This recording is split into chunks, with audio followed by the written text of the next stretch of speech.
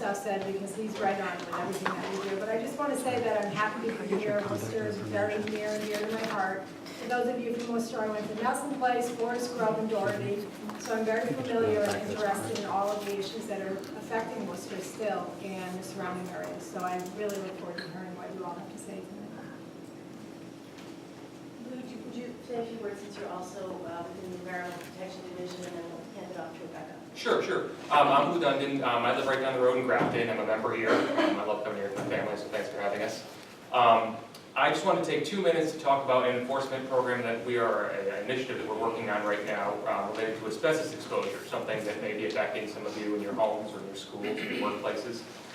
For those of you that don't know, asbestos is a mineral fiber that shows up in a lot of materials around the home, especially building materials. It can be in everything from floors to ceilings to siding to indoor wall panels and mastic and caulking.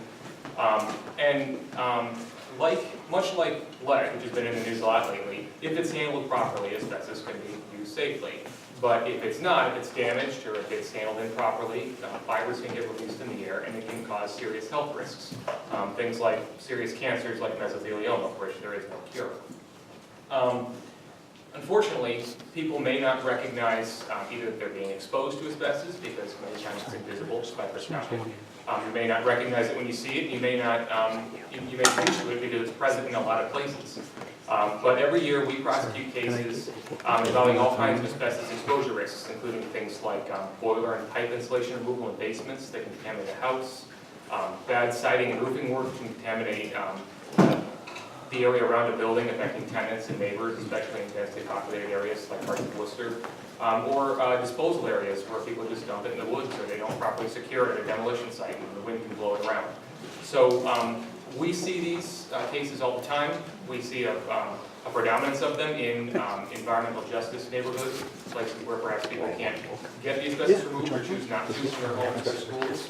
And so we are going to be taking, we're going to be focusing our enforcement efforts on protecting at-risk populations in environmental justice areas, looking for ways to educate the public and the regulated community, and looking at the laws that control asbestos to look for ways to improve public safety. So if you have any questions about asbestos, if you have any issues you're concerned about, something you've seen, I'm happy to talk to you tonight, or we'll talk to you anytime if you want to talk to us in the future. And I brought a few handouts on both lead and asbestos if you want to grab a few on the way out the door. Thanks. Hi, my name is Rebecca Tepper. I was laughing when Christoph said that his kids played with those. I have twin boys, and those are a nightmare in my house. we came here, and immediately those are up in the air, running after each other. So that makes me nervous. But thanks again for having us here tonight. As Melissa said, I'm in charge of our energy group at the Attorney General's office.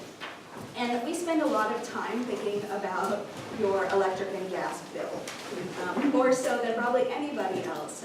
So we spend, as you know, there are three parts of your bill. There is the generation part of the bill, where the supply is, and then there is the distribution part of your bill, which is your electric utility or your gas utility transporting, distributing your electric or gas. And then there's the transmission part of your bill, which is the part that is bringing from power plants to the distribution system. The transmission part of your bill, we spend a lot of time working with FERC in Washington, D.C. on regulating the transmission part of your bill. That also includes the ISO New England, that is the entity that manages how electricity is moved around the state. So we spend a lot of time at meetings at ISO New England talking about how to improve that system and lower rates there. On the distribution side of the bill, you'll see us always in rate cases. Whenever there's a rate case where a utility comes in and asks to raise their rates at the Department of Public Utilities, we will be the ratepayer advocate during those cases. Right now we have a big national rate case going on, but we will likely have a WMECO case probably next year. And on the generation side of the bill, as you know, I'm sure you have seen some of our work around pipelines, and that has to do a lot with actually what kind of electricity we're actually going to produce in this state. So we're spending a significant amount of time this year on the pipeline issue and appearing at the DPU, representing ratepayers on advocating on behalf of ratepayers about what kind of energy mix we should have. Thanks, Rebecca. So Rodrigo, would you like to say a few words about how we're generally approaching speaking so everyone has an opportunity? Right before I do, just want to acknowledge Senator Mike Moore, who's here, who represents. Thank you, Senator. All right. Thank you very much. Thank you all again for being here. I know we have a lot of folks, and a lot of you want to speak to something that is affecting you or your community. So we're going to try to do our best to balance both the depth. Obviously, there's a lot to say about some of these topics, with the variety of topics that people have brought with us. The way that we've done this in our previous sessions is we're just going to start by asking who would like to speak. You can raise your hand. I will take volunteers. And then what's going to happen is that individual is going to have 2.5 minutes to speak about the topic that they would like to speak about. Then we're going to ask if anybody else would like to speak on the same topic, and we're going to try to be consistent by having folks do that. Once we've gone through a topic, we're going to move on to the next one. If there's a new topic. If there's a particular topic that we're going for a very long time about, we'll try to keep it to about 30 minutes or so before we move on to the next one. At the end, once we've gone through those topics, we will revisit anything that people would like to so that we can add some more commentary on that. We did this with a group of about 70 people in Pittsfield and worked fairly well. We had just about the same amount of topics, so I hope that we'll be able to do the same here. Also, if there are any questions about next sessions or other parts of the office, or there are press-related things, I have information about a lot of those different things, so please feel free to reach out to me, and I'll be in the back here to help out. With that, we should be good to go. Great, so that sounds good. Can everyone hear us? Yep. Great, and is there one sort of general Just question? just a quick question. If we have like 2 topics, can we speak 2.5 minutes on one topic and then if another topic comes up, then we're... Absolutely. So that, yeah, we just want to make sure that we're reserving those time. But yeah, you can talk about multiple topics, not a problem at all. All right. Sounds good. So why don't we, would you like to begin, Senator? I'll vote to begin. With the pipelines that are going to be coming into the area, when I first heard the word preemption, that has to deal with railroads, going back in the days as a selectman in the town of Millbury. And I just want, if you could explain to the public, I think there's going to be a lot of confusion regarding the pipelines and the process with FERC and what the federal laws are and the preemption over state law. So you could give some guidance on that. Sure. There's probably 2 things, at least 2 things, to think about with this first. And I want to just kind of back up a little bit, and then we'll get to the preemption question, and we're going to defer to Christoph to address it. But a couple of folks were here tonight talking about pipeline tax as well, how it's going to get paid for. So there are kind of 2 big issues with the pipeline. One is there's a proposal for ratepayers to pay for it, and electric ratepayers to pay for gas capacity on gas pipelines. And then there is this question of, okay, if that turns out to be a lawful way to go forward, then what happens with respect to the siting, and does the Natural Gas Act preempt state siting laws like Article 97? A couple of people are here to talk about that tonight. So the threshold issue is pending before the Supreme Judicial Court in Massachusetts right now. I just want to make sure people know that. So Rebecca's team works with, in the DPU, the companies will come forward, whether it was Kinder Morgan with the Ned pipeline, or now whether it's the other utility companies coming in, National Grid and Eversource, who are seeking contracts to enter into precedent agreements with the companies proposing to build the pipelines to purchase gas capacity. And so they come before the DPU for approval of those precedent agreements or contracts first. Rebecca's team, we've been deeply engaged in that. We've made lots of arguments about why those contracts don't satisfy. In a nutshell, the briefs are hundreds of pages if anybody wants to see them. But in a nutshell, why they don't satisfy public interest. But before all that happened, the DPU opened a docket to basically take comment and say, is it a good idea for electric ratepayers to pay for natural gas capacity on these newer expanded pipelines? And the majority of commenters in those proceedings said, no, it's not. And then the commenters that were largely interested or had some interest in seeing the pipeline go forward said, geez, we think it's a great idea. So the DPU approved that and said, yes, the DPU, we have authority to approve utilities entering into contracts with these entities to purchase natural gas capacity on new expanded pipelines. That decision, that DPU decision, was immediately appealed to the SJC by an LNG company and by an environmental organization called the Conservation Law Foundation.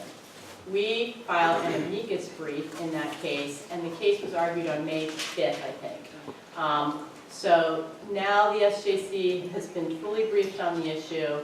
The LNG company, CLF, and the Attorney General's office have all taken the position that it's not lawful, that our restructuring act does not permit, that the language of the statute that the DPU is relying on does not permit the companies to enter into these precedent agreements, that it's contrary to everything we're trying to do with having a competitive market.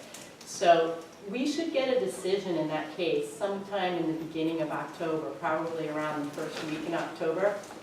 And that will be a very important decision because it's going to answer the question whether the companies can use ratepayer dollars to go forward and finance and build these pipelines. So it's kind of a threshold key issue. So I just wanted to make sure people are aware of that. Our brief, I think, is on our website. If it's not, we'll put it there, or email one of us and we'll get it there if you want to read it. And we can certainly get a copy of it to you if you'd like, and we'd be happy to review further on that. So that's the threshold issue. Then the question happens, okay, so say there is a pipeline that's going forward, like the Connecticut expansion project, which you've probably heard a lot about out in the western part of the state, and then your question is about how does preemption come into play? So I'm going to turn to Christoph to talk a little bit about it. And actually, just a little bit, for the railroads, I know if you can appeal to the Surface Transportation Board That's right. to I guess, argue preemption, do the communities have that same right as far as utilities go? Yeah, a little different. It's a little bit of a different scenario, but I think that the most important thing about natural gas pipelines, siting, where they go, what conditions are applicable to the pipeline company and putting it in, that is a decision that is made the overarching decision is made by the Federal Energy Regulatory Commission under this law from the 1930s called the Natural Gas Act, which was explicitly intended to essentially build out the natural gas infrastructure of the country. So at the outset, that federal agency has to go through a big process to approve a pipeline. And that process is intended through various other laws to get the input of residents, local industry, local communities, state agencies, all sorts of different entities that might have an opinion or a view or a position on how some project should be built, has that right to access that process. That's done at the federal level. There are lots of parallel things going on at the state level at the same time. So we have an energy facility siting board here in Massachusetts. It has, in these cases, collected the input from both citizens and state agencies to bring that to Washington as the federal government tries to figure out whether to approve a pipeline. The question of whether, if the federal government wants to do something and folks in local communities don't want to do it, how that gets resolved, it varies by the issue, but overall, the federal approval will trump actions that happen at the state or local level. But there are certain questions around that, one of which we have been actively litigating this spring out with respect to this pipeline in Sandusfield, Massachusetts, which is whether the Natural Gas Act and a pipeline company's approval under that trumps Article 97, which is a state constitutional provision that protects conservation land. And so that's kind of a special protection, and we've argued to a Superior Court judge in the western part of the state that because it's so special in various ways, because the legislature's involved, that it really is not subject to that federal preemption. We made that argument. We did not win at the trial court level, but that issue is still a live issue within the state. Other things, there are other things that are not subject to preemption, like the state of Massachusetts has to certify that a project complies with state water quality standards, for example. That includes like impacts on wetlands that are connected to waterways. That's not preempted. That's a federal-state relationship that is an environmental approval that the pipelines need to get that involves the state. So it's a complex, nuanced area of law. The general rule is the federal government approval. At the end of the day, trumps state approvals, but it's not the whole story. And so we've been working on this issue quite a bit, trying to figure out exactly how each pipeline is a different story too. I think that's an important point. The project that we're talking about in the western part of the state concerns about a small number of acres, less than 3 acres of conservation land. The Access Northeast pipeline, which is the one that's still, the large one that's still alive in this part of the state, and there's a lateral that's proposed to go to West Boylston, that concerns a much larger number of conservation properties, and you know, whether our protections are trumped by the Federal Natural Gas Act, I think is a question that still is live and still remains to be answered. I know in Upland, they had a ruling with the STB that they appealed to the appeals court, U.S. Appeals Court, which struck down the STB decision. Is there a similar process? If FERC issues a preemption, is there an avenue for appeal? There is an avenue to appeal from FERC's ultimate decision, so it would go to an appeals court just like that appeal. It's not, I think, strictly a kind of a preemption case. It's whether the issue that would be at play in that type of appeal is whether the approval is against federal law. Is really the question. All right, thank you. Yeah, this is a very tough area of law, and there are many different review bodies involved in it. On the FERC website, for people who are interested, there's actually a very good decision tree. It's a flow chart that shows how the projects move through FERC processing. So right now, for example, for the Access Northeast pipeline, it's in that pre-filing stage. Many people here may even be on the pre-filing email list, but you can be on there for free. Then you'll get to see every comment that comes in during pre-filing.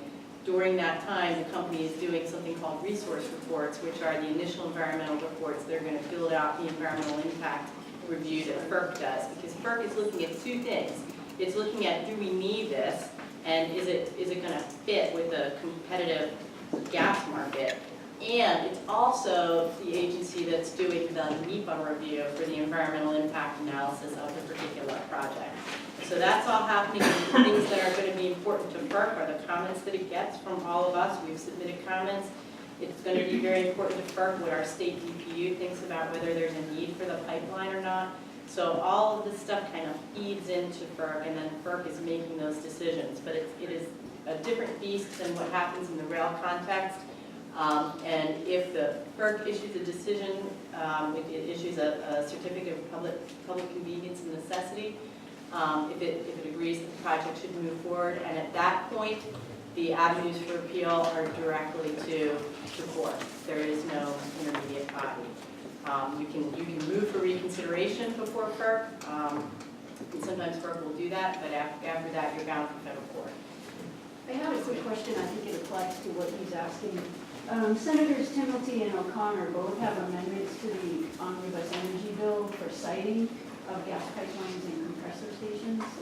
And we imagine that both of those would be preemptible by the federal government. So we're curious whether they're pursuing. And We'd be happy to review them, but to my knowledge, none of us have looked at those specific language of the amendments. So, okay, yeah. I can send them. Sure.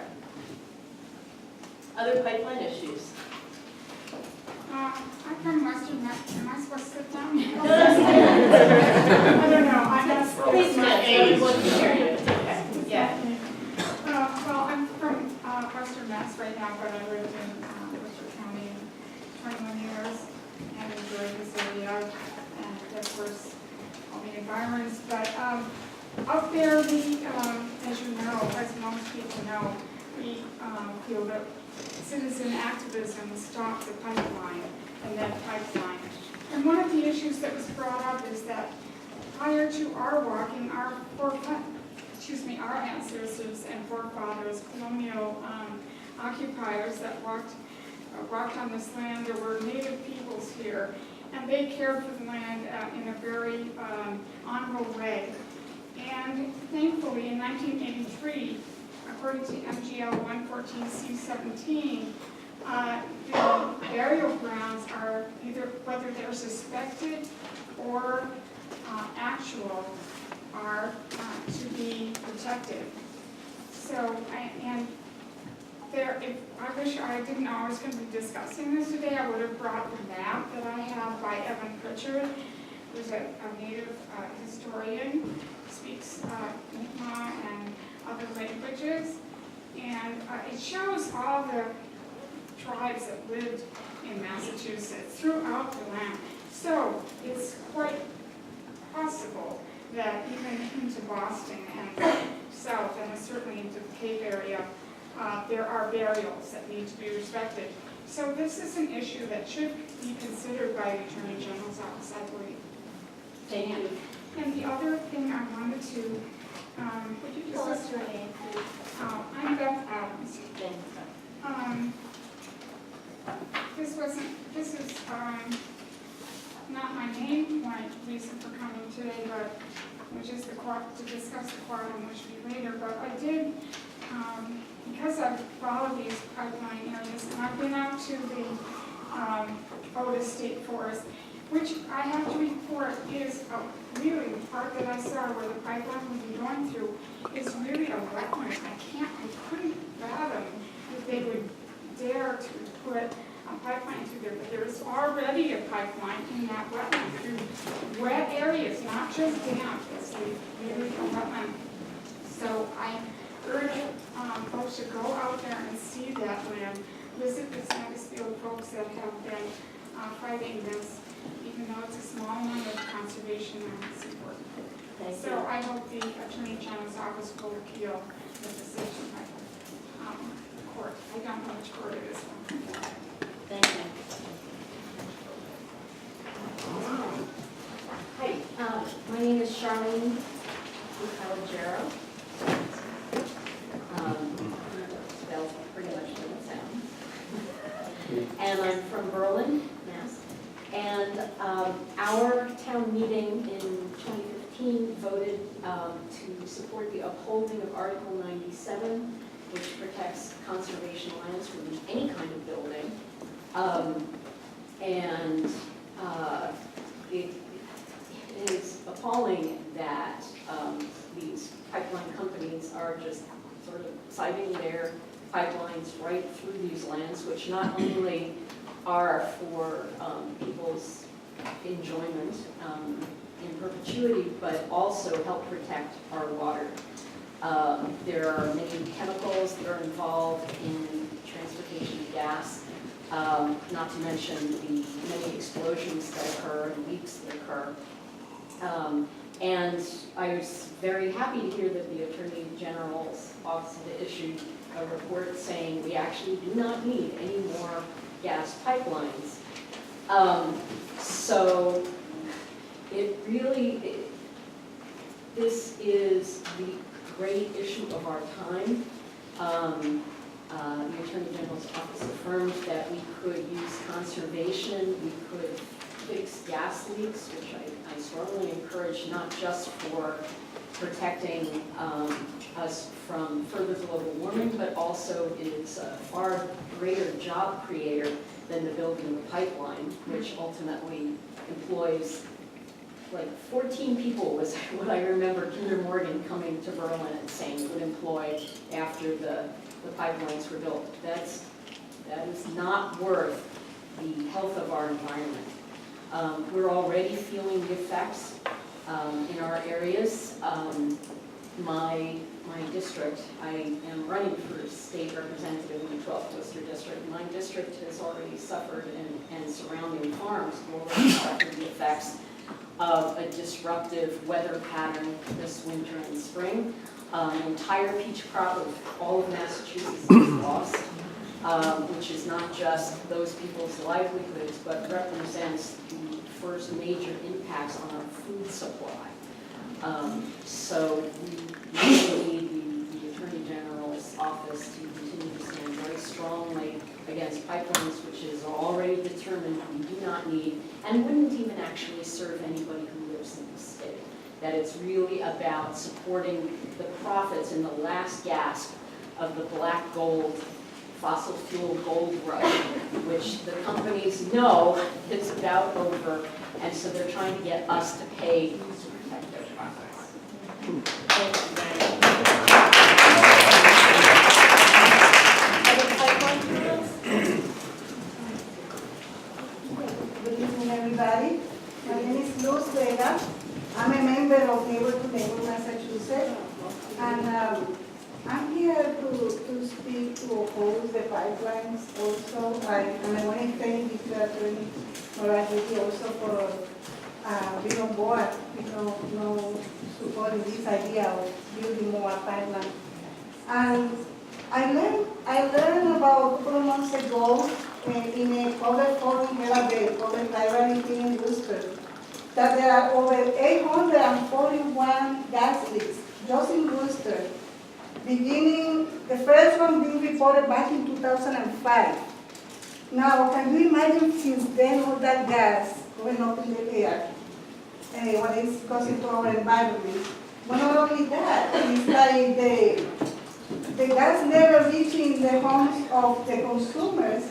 Consumer paying for that gas that they never use. That's true.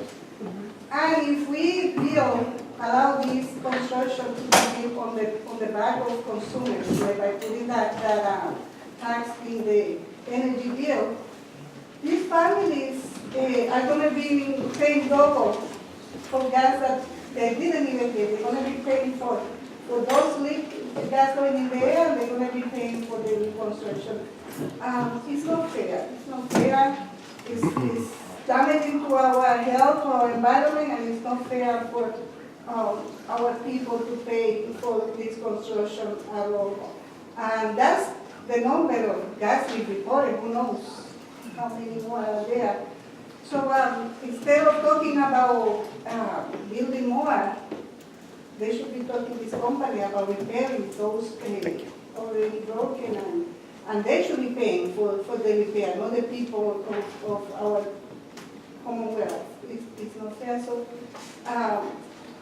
on behalf of my community and across Massachusetts, please, we ask the Attorney General to stick around with us until the end, and we can work together. Thank you. Thank you. My name is Teresa Cherry. The issue I have is, I don't know if most of you know where Mill Street is, that street that comes down from Worcester Square to Chapman Square. There are 21 leaks on that one stretch of road. We had to plant new trees there because of the ice storms from years ago. These trees are not growing. The closer they are to the street and to the gas line, that is still leaking, you see that the trees are little. If you look like 20 feet farther back in the yard, you see the trees growing. I'm tired of paying for gas that I don't use. I'm tired of paying for trees that aren't going to grow. And if that's doing that to the trees, then you have to look at how it's affecting the water that's there. You're looking at Crow's Pond, and it's surrounded by, we have wild geese, we have swine there, and every year there's less and less. And this has been going on for a long time, and I found out from the gas company, I have a friend who works there, those leaks have been there for 22 years and they haven't been fixed yet because they won't blow up. They will not do anything unless it's going to blow something up, I was told. That's the response you get to even suggest new pipelines. Are you guys kidding? It's absolutely unacceptable. Those people have to live there. We have animals that are dying left and right in our neighborhood. We have some issues up there, and yet nobody gets it fixed. They say unless it's a danger, they're not going to fix it. It's only a small leak. But if you have that many leaks on one street, it's a big leak. And as Lou said, people are paying for gas and not getting. Gas is going into the air, destroying our yards, our trees, and our animals. And to add more to it, no, it's unacceptable at this point. Thank you. I think she's been waiting. Okay. Yeah. I'm sorry, I didn't see the other hand. Hi, I'm Paula Tarasi. I'm with a group called StopMed, Stopping Northeast Energy Direct Pipeline, which we have done, but of course a lot of us who stick with it because we are against the health and environmental impacts of these pipelines. Many of us have gone to Pittsfield. We were in Pittsfield for the hearing, the Article 97, and we're just concerned about where things are right now. We know an appeal is possible, but we listened to Judge Agostini and his decision, and we have some obvious concerns because we don't know what this means for the future. Is this a precedent-setting, decision, which it could be? And so we're hoping the Attorney General's office will, we don't know what the decision is as far as when an appeal might be possible, even if an appeal will come, but what happens to the future of all of our open spaces that we've all worked so hard to protect? And, we knew that these open spaces have a bullseye on them from the beginning. And now, because we know about federal preemption, we've been in this process for 2.5 years. I'm part of a municipal coalition as well, 15 communities, and everybody's saying, what's happening with Article 97? They're concerned about the open spaces. But each community was really concerned about their water. A lot of these pipelines, the Ned pipeline, a lot of the others are supposed to go through aquifers, zone 1 of people's aquifers. Some of these towns or communities, it's their last opportunity for, their wells have been contaminated, and now with one well site. So, but those are probably the main concerns we have, and people always asking, what new information do you have? What new information do you have? And we're not going to give up. We just have to stick with it until we have all the answers. So, thank you. So just briefly address where we are in that case. Some of you may be interested in that case.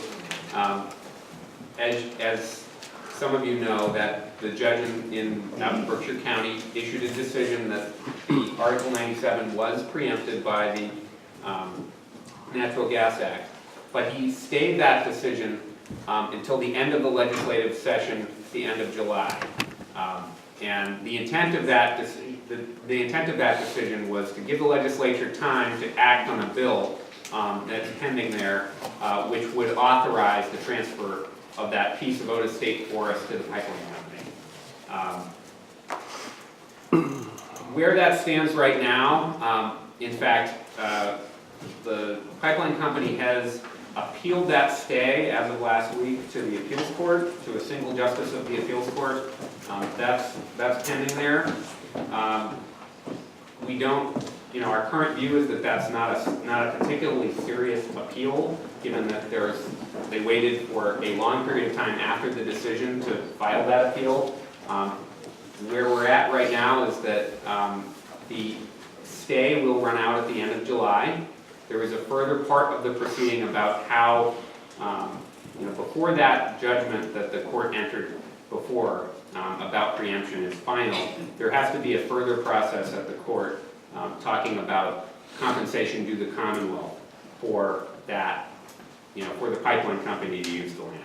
Once that process is played out, there will be a final judgment.